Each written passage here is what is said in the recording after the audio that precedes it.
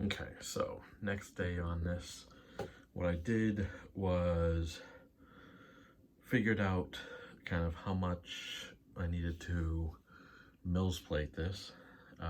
So we now have one of these sections fully mills plated, and I probably will end up redoing this once I figure out kind of how difficult it is to kind of take down these Technic structures, because my goal is that this travels flat, like this 48 by 48 base plate with the mills stuff travels flat, and then these get attached once I'm ready to assemble it.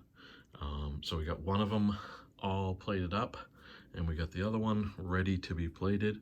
And because I'm using those 16 by 16 plates, what I did is I ran basically a row down the centers of each, so that the edges of those 16 by 16 are always, attached to bricks and not floating. So the middle obviously will be floating with the 2x2s there, but the edges will all be kind of hard edges.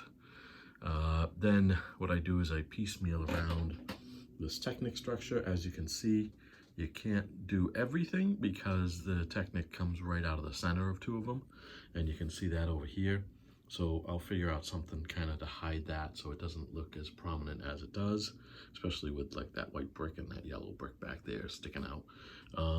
So yeah, that's where we are today. Gonna finish mills plating that and maybe then start working on the back. And the other change that we have is originally I was gonna have this front here be the front of the display, the MOC, but when I put the Batwing on it, it extends down to about here. So what I did is I ended up putting together some 16 by 16 mills plates and moving the front kind of 16 forward.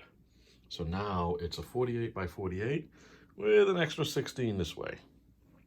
So that's where we are now. Gonna finish mills plating it and then work on the backer and figure out kind of how to attach the back of these plates here. Okay.